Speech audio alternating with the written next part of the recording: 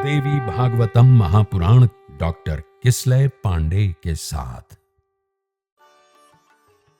इस भाग में महाराज जन्मेजय व्यास जी से आगे जानना चाहते हैं कि इससे पहले की कथा आगे बढ़े, मुझे यह भी जानना है कि वो जो 6 बालक जिनको कंस ने पत्थर पे पटक के मार दिया था वो कौन थे। देवकी का रूप में समझ गया, पर वो 6 बालक कौन थे? जिसके उत्तर में व्यास जी कहते हैं कि हे राजन, स्वयंभू मनवंतर में मरीचि के 6 पुत्र हुए जो अत्यंत प्रतिभाशाली थे, पर किसी घटनावश उन्होंने ब्रह्मा जी का हास करने का दुस्साहस कर लिया था। अपनी हंसी होते देख ब्रह्मा जी क्रुद्ध हो गए और उनको स्वर्गलोक से च्युत हो जाने का श्राप दे दिया और कहा कि जाओ तुम मनुष्य योनि में जन्म लोगे। जिसके बाद श्राप के कारण उनका जन्म कालनेमी के 6 पुत्रों के रूप में हुआ। कालनेमी के 6 पुत्रों के रूप में जन्म लेने के बाद मरीचि के वो 6 पुत्र दोबारा हिरण्यकशिपु के पुत्र के रूप में जन्म लिए। हिरण्यकशिपु के पुत्र के रूप में जन्म लेने के बाद चूंकि उन्हें अपना पूर्व जन्म याद था, तो उन लोगों ने सीधे तौर पे ब्रह्मदेव की अखंड साधना की और बड़ी कड़ी तपस्या की, जिसके अनुरूप उन्हें ब्रह्मदेव ने मनवांछित फल प्रदान किया। पर जब हिरण्यकशिपु को यह बात पता चली कि उन 6 पुत्रों ने बिना अपने पिता की आज्ञा लिए सीधे ब्रह्मदेव की आराधना की है, तो वो काफी कुपित हुआ और उसने ये श्राप दे दिया कि तुम लोग तत्काल पाताल लोक चले जाओ, वहां पे तुम लोग षठगर्भ के नाम से जाने जाओगे और हमेशा निद्रा के वशीभूत रहोगे। अंतकाल आने पे तुम लोग देवकी के गर्भ से जन्म लोगे और वहां पूर्व जन्म का तुम्हारा पिता कालनेमी कंस के रूप में तुम्हारा वध करेगा। इस श्राप को प्राप्त कर वो 6 मरीचि के पुत्र पाताल लोक चले गए, जहां उन्होंने श्राप के अनुरूप तत्काल निद्रा को प्राप्त किया। अंतकाल होने के बाद देवकी के गर्भ से जन्म लिया और पूर्व जन्म का उनका पिता कालनेमी कंस के रूप में उन सब का एक एक करके पत्थर पे पटक के वध कर दिया। 7वें गर्भ के बारे में तो आप जानते ही राजन, कि कैसे वो देवकी के गर्भ में उत्पन्न तो हुए पर उनको संकर्षित करके मां रोहिणी के गर्भ में स्थापित कर दिया था योग माया ने।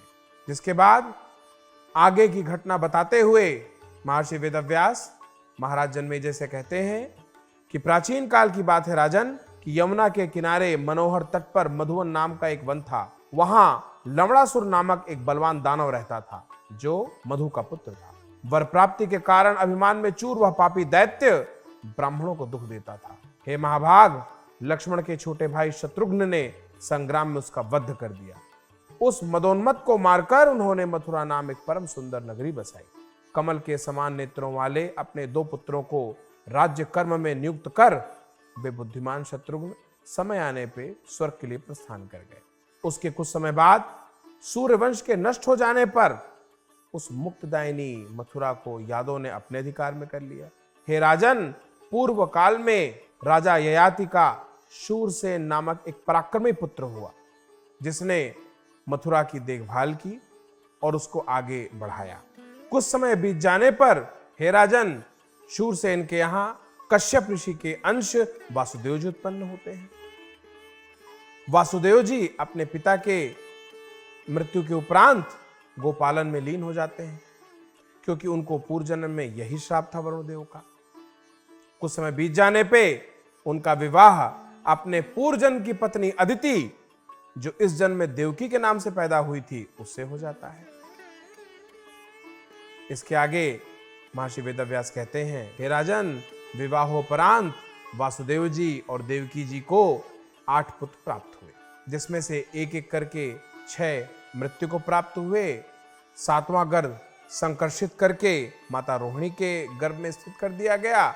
8वें स्वयं योगीराज भगवान श्री कृष्ण हुए। इस तरह से वरुण देवता का, दिति का श्राप पूर्ण हुआ। महर्षि वेदव्यास बताते हैं इससे पहले कि मैं आगे की घटना पे बढ़ूं, यह आवश्यक है राजन कि आप जान लें कि कौन सा अवतार किस देवता से हुआ था। ऐसा कहते हुए महर्षि वेदव्यास बताते हैं कि मैं संक्षिप्त रूप से बताता हूं, ध्यान दे के सुने। वसुदेव कश्यप के अंश से तथा देवकी अदिति के अंश से उत्पन्न थी।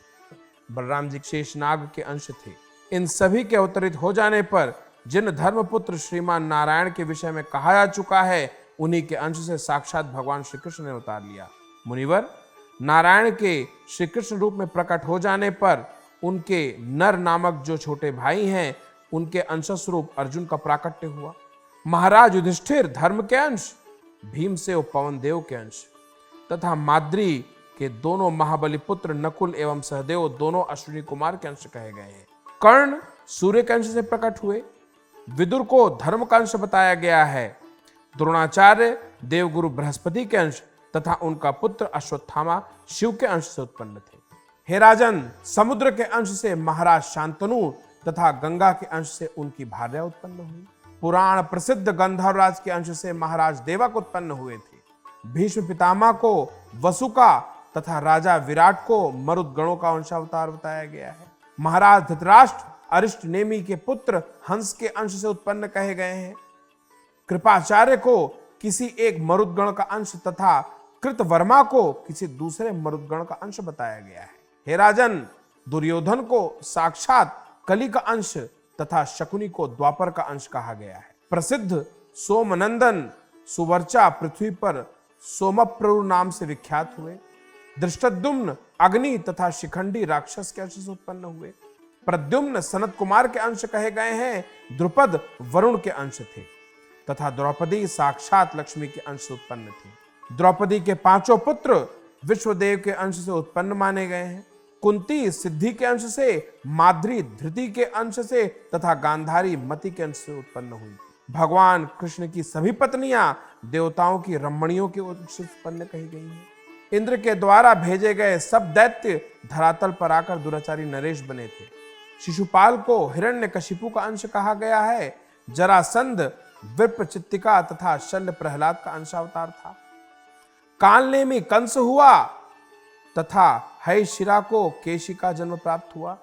बलिपुत्र अरिष्टासुर बना जो गोकुल में मारा गया। अनुहद धृष्टकेतु बना तथा बाष्कल भगदत्त के रूप में उत्पन्न हुआ। लंब ने प्रलंबसुर के रूप में जन्म लिया तथा खर धेनुकासुर हुआ। अत्यंत भयंकर वाराह और किशोर नामक दोनों दैत्य चाउड़ और मुष्टिक नामक पहलवानों के रूप में प्रख्यात हुए। हे राजन, दिति का पुत्र अरिष्टासुर कुवलयापिड नामक हाथी हुआ। बलि की पुत्री पूतना राक्षसी बनी और उसका छोटा भाई बकासुर कहलाया। द्रोण पुत्र महाबली अश्वत्थामा यम, रुद्र, काम और क्रोध इन चारों के अंश उत्पन्न हुए थे। पूर्व काल में अंशावतार के समय जो दैत्य तथा राक्षस उत्पन्न हुए थे, पृथ्वी पर उनका भार उतारने के लिए सभी देव देवताओं ने अपने अंश से कोई न कोई उत्पन्न किया था। हे राजन, पुराणों में इन देवताओं तथा असुरों के अंशावतार का जो वर्णन किया गया है, वो सब मैंने आपसे कह दिया। जब ब्रह्मा आदि देवता प्रार्थना करने के लिए भगवान विष्णु के पास गए थे, तब विष्णु जी ने उन्हें श्वेत तथा श्याम वर्ण वाले 2 केश प्रदान किए थे। तदनंतर पृथ्वी का भार उतारने के लिए भगवान कृष्ण श्याम वर्ण विष्णु का अंश लेके तथा बलराम जी श्वेत वर्ण शेषनाग का अंश लेकर अवतरित हुए। हे राजन, जो प्राणी भक्ति भावना से इस अंशावतार की कथा का श्रवण करता है, वो समस्त पापों से मुक्त होकर बंधु बांधवों सहित आनंदित रहता है। तो फिर प्रेम से बोलिए जय माता की।